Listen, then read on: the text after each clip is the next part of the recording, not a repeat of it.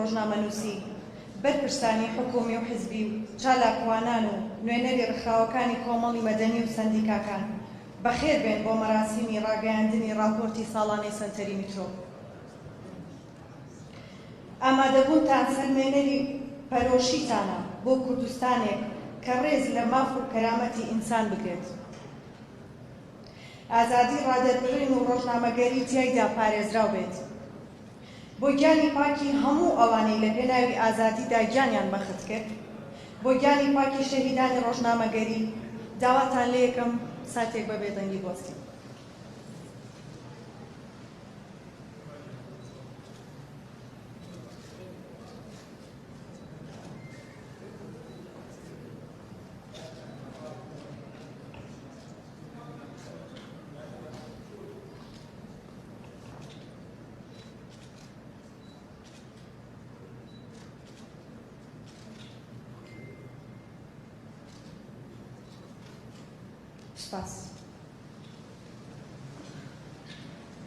بەڕێزان، پەنابردن بۆ یاسای سزادانی عێراقی لە مامەڵەکردن لەگەڵ کەیسەکانی خۆپیشاندان و نووسین و ڕۆژنامەگەری، مانەوەی ڕۆژنامەنووسان لە زیندان وەک ڕۆژنامەنووسان شیروان شیروانی، گوهدار جێباری، ئەیاز ئەکرەم، قارەمان شوکری، وەرگرتنی بەڵێننامە لە میدیاکاران و خۆپیشاندەران، هەموو ئەمانە جێگەی ڕەبز و ئیدانەکردنە. کارێکە بە خراپە دەشتێتەوە بۆ سەر ناوبانگی هەر کەس و سیستمێک کە بانگەشە بۆ دیموکراسی دووکرانەوە بکات. ڕەحمان غەریب ڕێخەری سەنتەری میترۆ لەم بارەیە و وتارێکی هەیە، با بفەرمێن.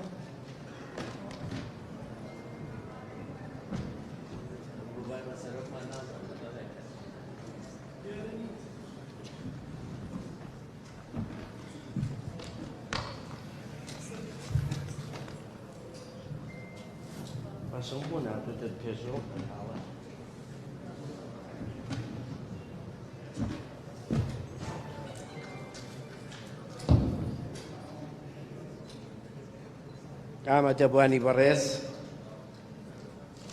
ئەم کاتتان باش. وام ساڵیش راپۆرتی ڕەوشی ئازادی ڕۆژنامەگەری بۆ ساڵی 2022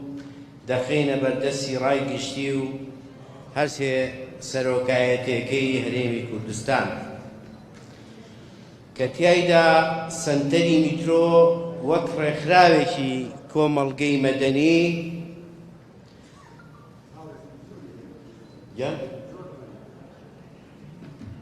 وەک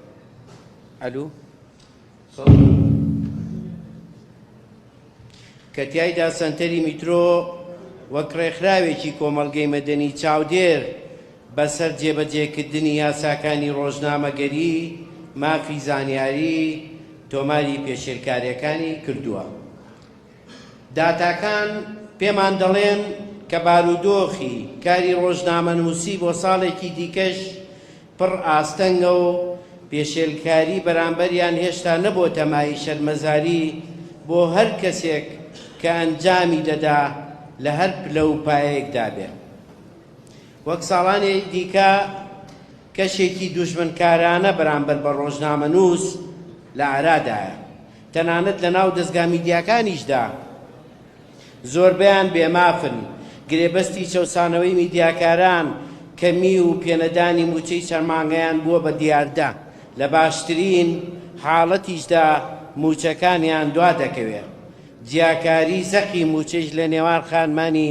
میدیاکار و هاوکارەکانیان لە عێراقدایە. لە ساڵی 2022 ڕەفتاری هێزە ئەمنیەکان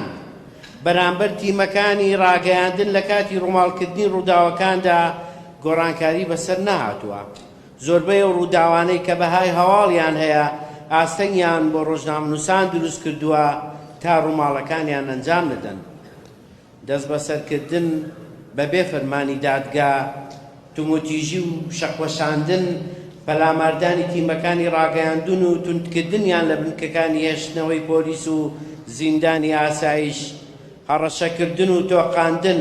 جیاکاری و پێنەدانی زانیاری، تەنانەت هەندی ڕۆژنامەنووس بەر لە چوونی بۆ ڕووماڵی خۆپیشاندان لە بەردەم ماڵەکانیانە دەست بەسەر کراون.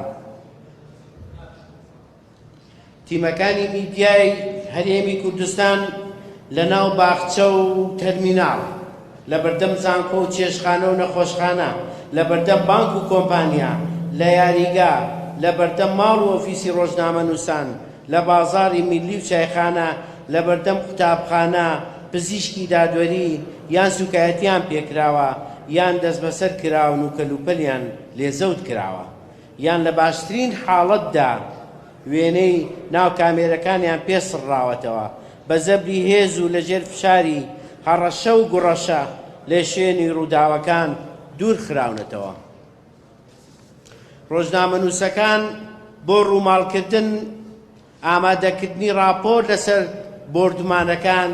یان یاری وەرزشی لە گرتبوونەوە خۆپیشاندانی مامۆستایان و خوێندکاران، خانە نشینان، دانیشتوانی گەڕەکە پێخزمەتگوزاریەکان، تەنانەت کۆنفرانسی لیژنەی بینینی مانگ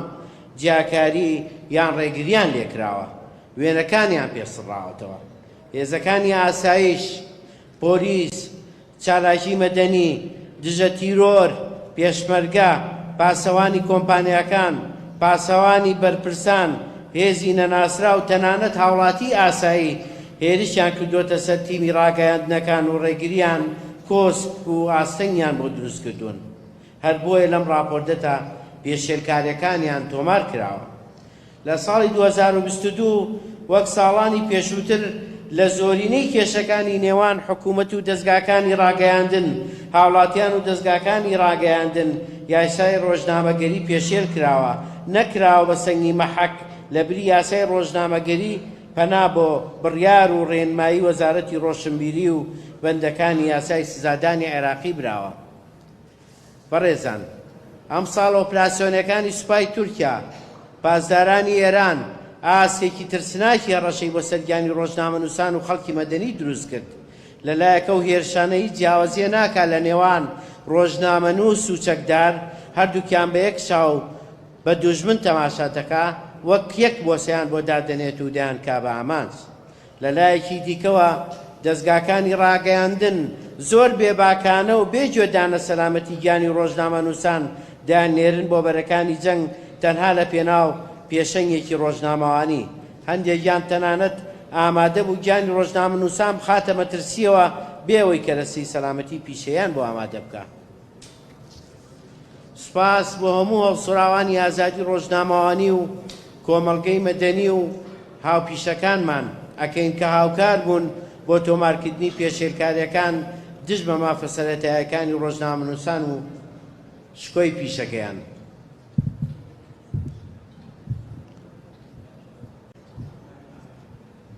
سوپاس بۆ هەموو خۆبەخشانەی کە بکردەوەکانیان ئەو ڕاستیە دووپات دەکەنەوە کە ڕۆژنامە نووسان نە لە خۆیان و نە لە کۆمەلگاکەیان زیاد نین، بەڵکو پێشێلکاری بەرامبەریان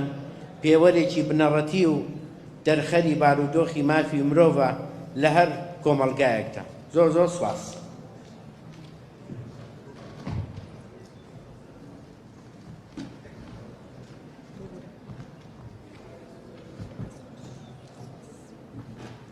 زۆر سوپاس بۆ ڕەحمان غەریب بەرخەری سەنتەری میترۆ. سەنتەری میترۆ لە دیدارەکانی ڕابردوو لەگەڵ بەڕێزان سەرۆکی پەرلەمانی کوردستان ڕێواز پایە، سەرۆکی هەرێمی کوردستان نێچیروان بارزانی، سەرۆکی حکوومەتی هەرێمی کوردستان مەسرور بارزانی، جێگیری ئەنجومەنی وەزیران قوبات تاڵەبانی داوای کردووە ڕێز لە مافی کاری ڕۆژنامەنووسی بگیرێ و یاساکانی ڕۆژنامەگەری و زانیاری جێبەجێ بکرێن،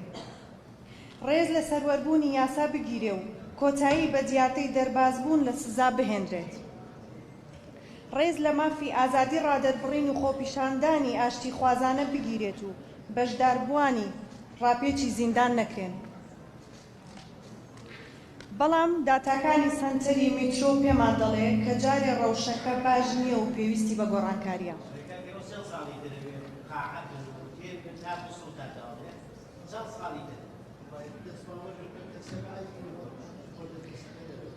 خات و هەژان خالی توێژر لە سەنتەری میترۆ داتاکانی پێشێرکاری و ڕاستپاردەکانتان بە زمانی کوردی پێشکەشەکە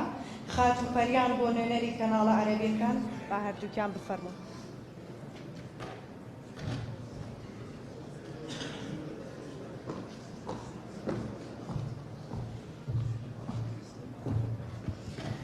سڵاوتان لێبێ ئامادەبوانی بەڕێز.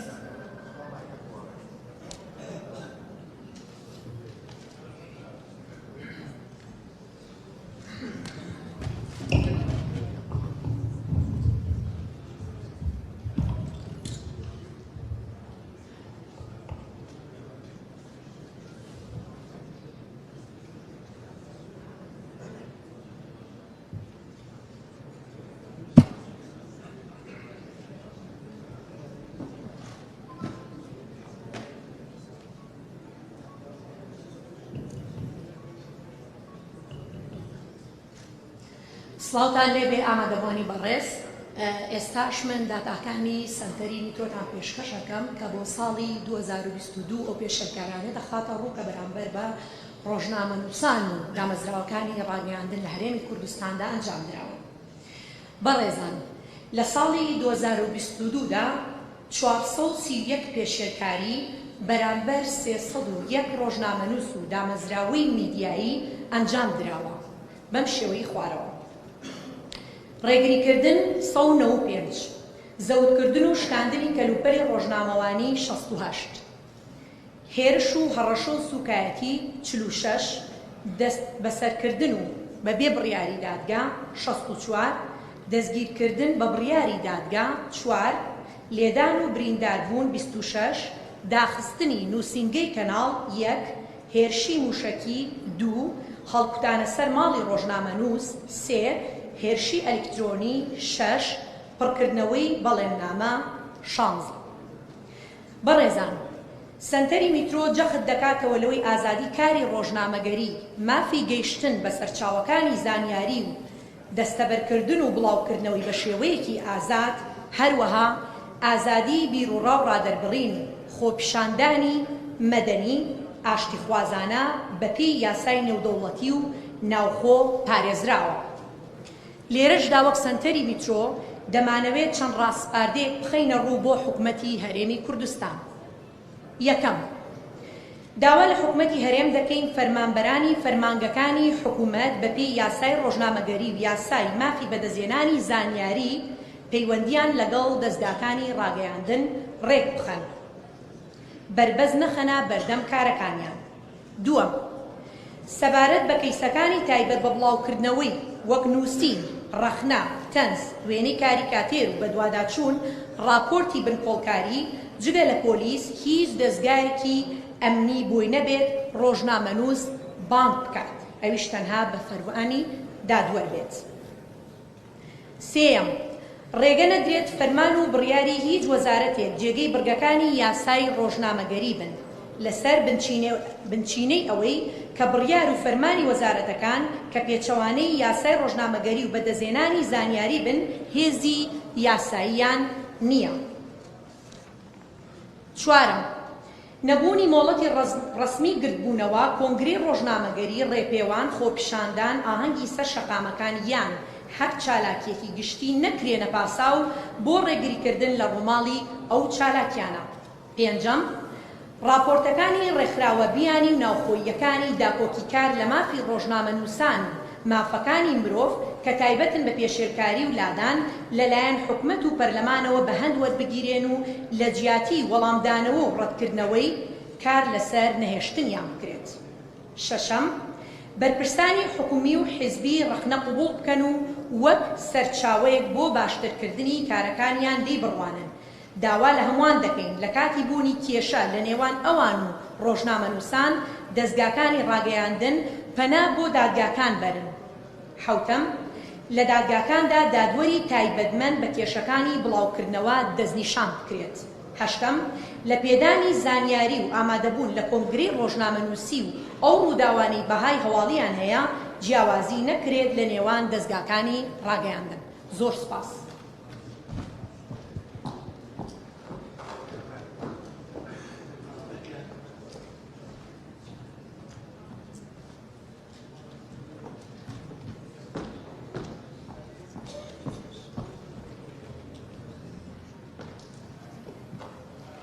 صباح الخير. الزميلات والزملاء الإعلاميون، الضيوف الكرام، حللتم أهلا. اعتاد مركزنا مركز مترو سنويا من رصد التجاوزات التي تطال الأسرة الصحفية الإعلامية والانتهاكات التي تمارس تجاههم دون طائل أو رقيب، وإحقاقا للحق وإظهار الحقيقة على الرأي العام. وللاتعاظ من تجارب الماضي فقد وثق مركز مترو تلك الانتهاكات ضمن تقريره السنوي الذي هو بين يديكم، فهو الرصد السنوي للانتهاكات في إطار تقرير مركز مترو حول وضع الحريات الصحفية في إقليم كردستان، حيث يلاحظ القارئ أن مركز مترو قد سجل في عام 2022 431 انتهاكاً بحق 301 صحفي ومؤسسة إعلامية، تتوزع من حيث أنواع تلك الانتهاكات ما بين منع من التغطية الصحفية 91 حالة، مصادرة وكسر أدوات العمل الصحفي 68 حالة، الاعتداء بالضرب والتهديد والاستهزاء 46 حالة، الاعتقال وحجز بدون أمر قضائي 64 حالة، اعتقال الصحفي بأمر قضائي 4 حالات، ضرب وجرح الصحفيين 26 حالة، إغلاق ومهاجمة القنوات الإعلامية حالة واحدة، مهاجمة المكاتب الإعلامية بالصواريخ حالتان، مداهمة منازل الصحفيين 3 حالات، هجوم والتشويش الإلكتروني 6 حالات، أخذ تعهدات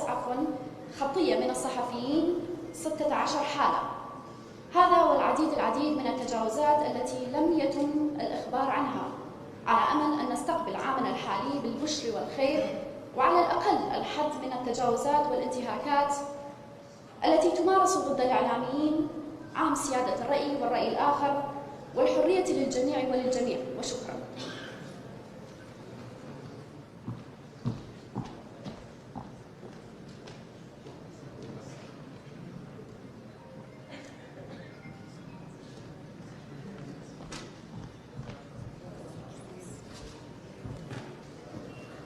ئامادەبووانی خۆشەویست،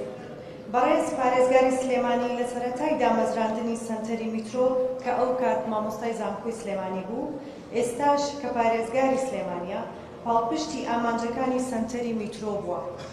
ئێمە بەتەنها وەک پارێزگاری سلێمانی تەماشای ناکەین، بەڵکو وەک ئەندامێکی تیمی میترۆ تەماشایەکەین. داوا لە بەڕێز دکتۆر هەڤاڵ ئەبوبەکر پارێزگاری سلێمانیەکەین بفەرمووی وتەیەکمان پێشکەشکە.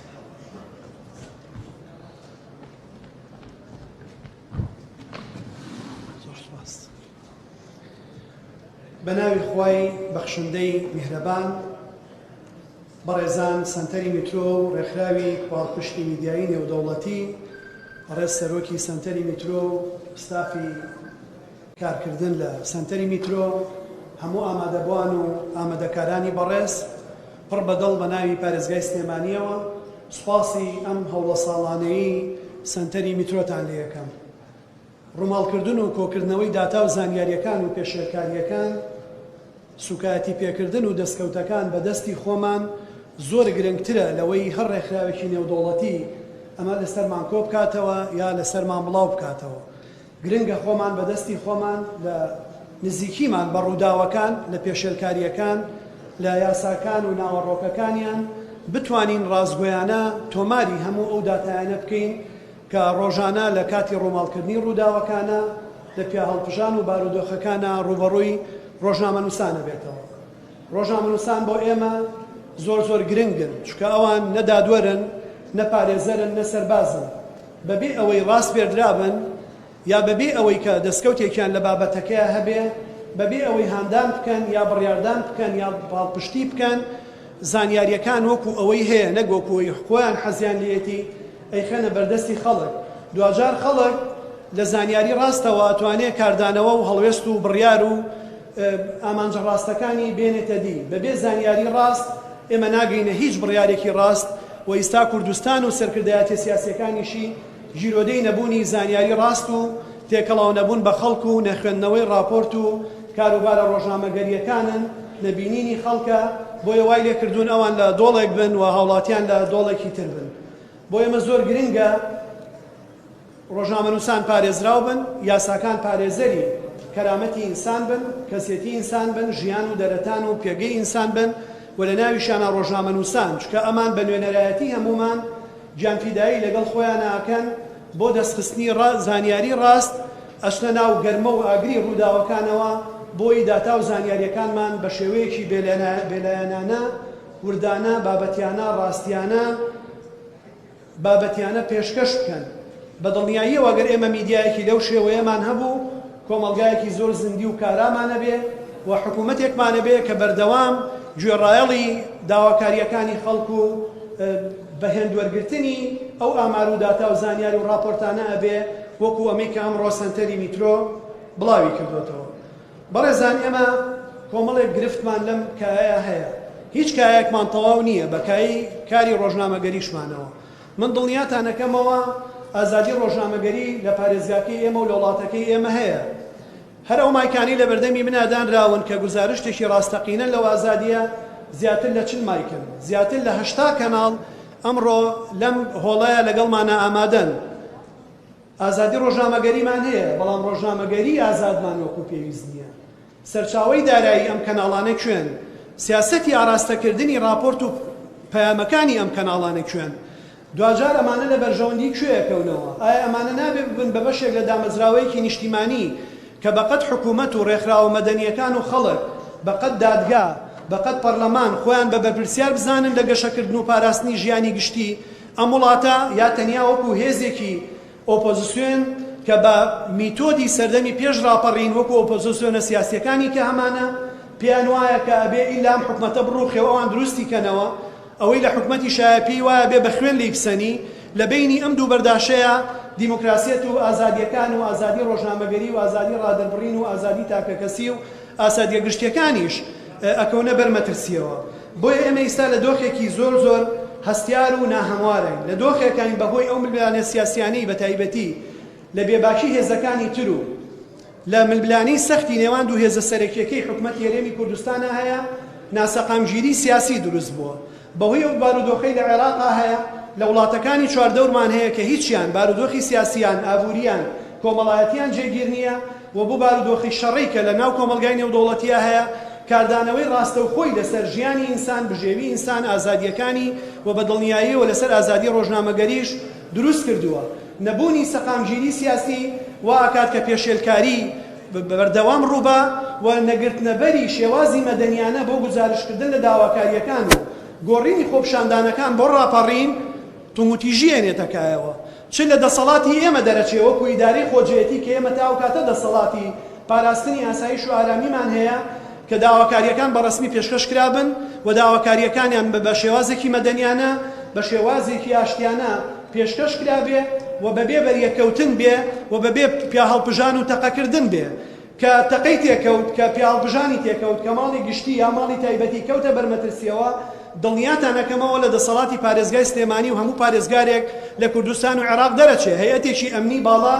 لە ئەنجومەنی وەزیران و دەستگای ئاسایشی هەرێمی کوردستان و دەستگای ئاژانسی پاراستن و زانیاری ئیتر ئەوان کۆنتڕۆلی و بارودۆخانەکەن، نەقایم قامێک یا بەڕێوەبەرێکی ناحیەیان پارێزگارێک یا بەڕێوەبەری پۆلیسێک ئاسایشێک لە شارێک لە شارەکانی هەرێمی کوردستانە. بۆیە چ لەو بەڕێزانەی کە گزارشتی مەدەنیانە لە داوەڕاوەکانیانەکەن، چ لەلایەن حکومەتی هەرێمی کوردستان و دامودەستگاکان و لایەنە سیاسیەکانەوە پێویستمان بە جێگیری و سەقامگیری و سەروەری یاسا هەیە. گەورەترین گرفت کە ئێستا ئێمە بۆمان دروست بووە و داوا لە سەنتەری میترۆکەم پیکا بە استراتیژی ساڵی 2023 خۆی پێویستە ئەو کەسانی لەم کایە ئیشەکەن ڕاستەوخۆ لە زانکۆکانەوە یا لە ماڵەوە یا لە کەناڵێکەوە بۆ کەناڵێکی تر نێنە دەرەوە، تەنیا وەکو دەرفەتێکی بژێوی ئیشکردن سەیری ئەم ئیشە بکەن. ئەمە ئیشی پێغەمبەرایەتیە، ئەمە پەیامێکی زۆر زۆر پیرۆزی ئینسانیە، ئەمە مێژووی ڕۆژانەی ئەم وڵاتەی ئێمە تۆمارەکەی، ئەمە ئیستا و ئایندەی ئێمە بۆ ئەم وڵاتەی ئێمە ئەنووسیتەوە تۆماریەکەی. بەڕێزان ئەگەر ئێمە ڕۆژنامەکانی سەردەمی شێخ مەحموود ئینگلیز و پیرەمێرد نەبێ، هەر نازانین چی لە سلێمانی گوزەراوە. بۆیە ئەمە ئێوە تۆماریەکەن زۆر زۆر گرنگە. نابێ هەرکەس هەستێک بێ ڕاهێنان بێ بڕوانامە بێ بڕوا بێ بەرپرسیارەتی بێ تێگەشتن لە دەستور لە یاسا لە ئیتیک لە ئەتەچێتی ڕۆژنامەگەری ڕاستەوخۆ لە ماڵی خۆیەوە مۆبایلێک بێنێ و بێ بە ڕۆژنامە نووس چونکە ئەو جارە ئەو کاتە کایەکە بە نەوعێکی لێیە شەیتان بازاڕی دروستە بێ ئەوە دروستە بێ کێ پێش ئەوی تر زانیاریەکی ناڕاست بڵاوەکاتەوە تەنیا لە پێناوی خێرایی بڵاوکردنەوەیە نەک ڕاستی زانیاریەکانە بنکۆڵکردنە ماڵوێرانی دروستەکەین بەڕێزان ڕۆژنامەگەری زاتی و بابەتی تەواو بووە تۆ تەنیا سەرچاوەیەکیش دەبێ پێی ناوترێ سەرچاوی باوە پێکراو ڕۆژنامەگەری ئەبێ بەرەو ڕۆژنامەگەری بنکۆڵکاری بڕوە ئەبێ ڕاست بن ئەبێ 3 مانگ تحقیق لە قەزەیەکا بکەی ساڵێک مانگێک 2 مانگ ورد بیتەوە دۆکۆمێنتت هەبێ بەڵگەت هەبێ هەر ڕۆژنامەنووسێک دۆسیەک لە دادگا بدۆڕێنێ شکستێکی گەورەیە بۆ ئازادی ڕۆژنامەگەری ئەوە بەرپرسەکانن دامودەزگای حکوومەتن لایەنەکانن نەبێ بیدۆڕێنن نەک ڕۆژنامەنووسان بەڵام ئەگەر ئێمە زانیاری باوەڕپێکراوی دۆکۆمێنتکراوی ڕاستگۆمان پیشانەیە بە دڵنیاییەوە نەمتوانەمان لای وەرگرەکانمان نەمێنێ نەدادگاکانی ژەتوانن پشتیوانیمان بکەن لە کوردستانە ماس میدیا ماس کۆمۆنیکیشنی خودی و دوانەیەش تێکەڵ کراوە کەسێک لە واڵەکەی خۆی ماس ئەوەی کە پێوترێ individual communication شتێک بۆ خۆیان نووسێ تەنیا ئەوانەی کە هاوڕێن لای ئەوەی بینن ئەمە گوێزرێتەوە بۆ یەکێکی تر جوابیاتەوە ئەبێ بە دووەڵ کۆمۆنیکیشن ئەبێ بە پەیوەندیەکی دوو کەسی هیچ پەیوەندی بە میدیاوە نییە وەکو کەسێ نامەیەک بۆ کەسێ بنێرێ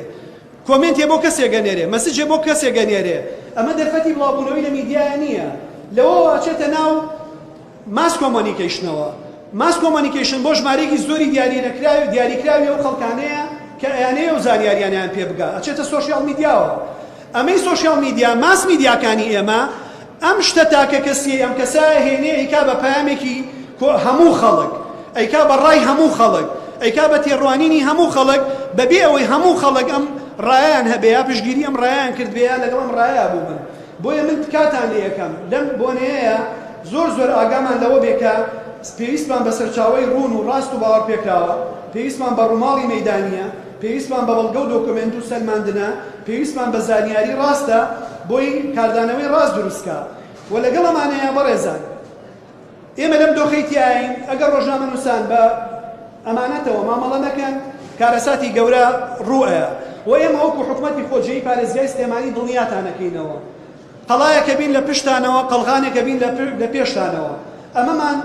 تەنیا بەدەم نەوتووە بەکردەوە سەلمانومانە بەمەرجێگە و ڕۆژنامەنووسانە نەکەونە بەرەی کەسێک بۆ کەسێ نەکەونە بەرەی ماڵ و باڵێ بۆ ماڵ و باڵێکی تر چونکە حکوومەتی خۆجێی سلێمانیمان بێلایەن و بێبەری کردووە لە هەر ململانەیەکی سیاسی لە هەر باڵباڵێن و ماڵماڵانێک و دەنوکێنەیە کە ئیستا هیچ حیزبێک نییە لە وڵاتی ئێمە یەکگیرۆدەی نەبوو بێ بۆ ئێمە نامانەوێت ئەمانەیە بەشێک بین لە چارەسەر نامانەوێت ببین بە بەشێک لە کێشەکان بەشەتی ئەو ڕۆژنامەنووسە نەکەوتێتە ژێر ململانەی مزایەدە و بازاڕی دەوڵەمەندەکانەوە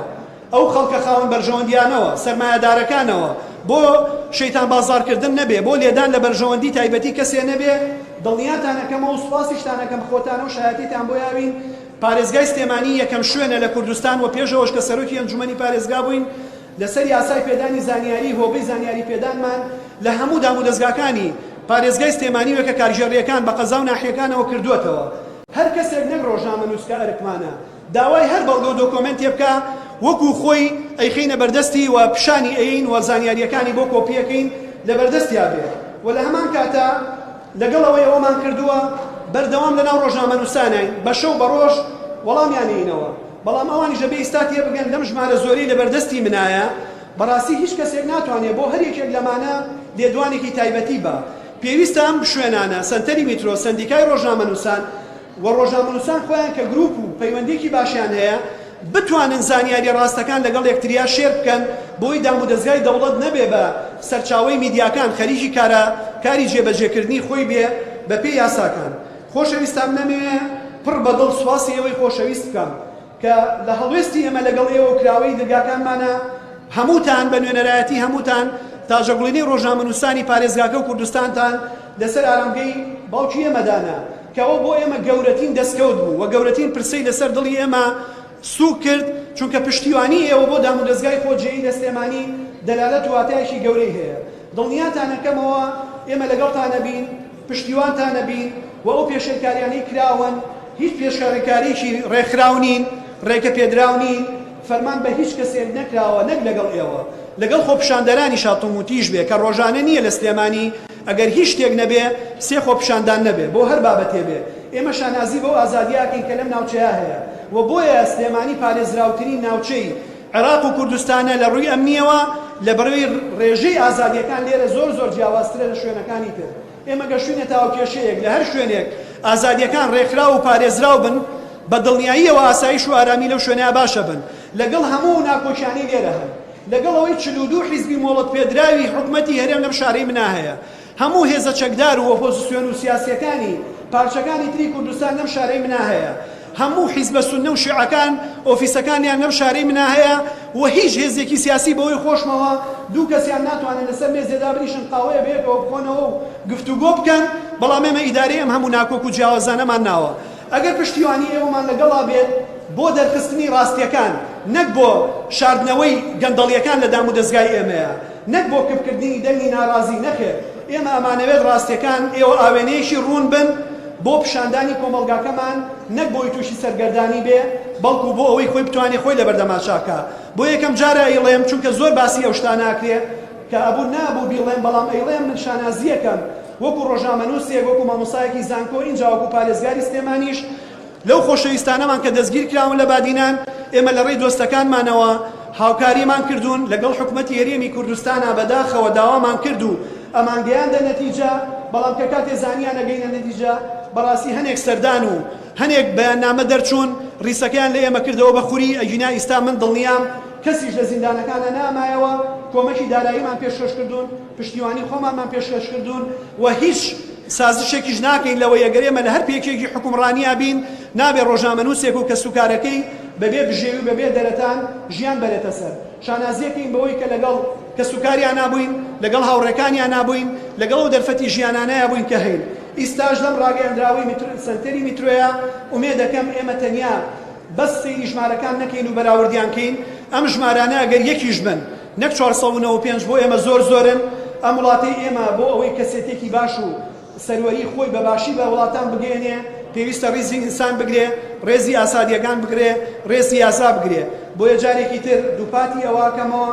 کە پێویستە هەمومان چەتێکی یاسایی هاوڵاتی بوون کۆمان کاتەوە نەک ئینتیمای ناوچەیی و عەشرەتگەرایی و حیزبێنە و باڵباڵەنی کە سەرگەردانی بۆ وڵاتە دروست کردووە داوا لە ڕۆژنامەنووسانی خۆشەویستی شەکەم و بەتایبەتی سندیگا و سنتەری میترۆ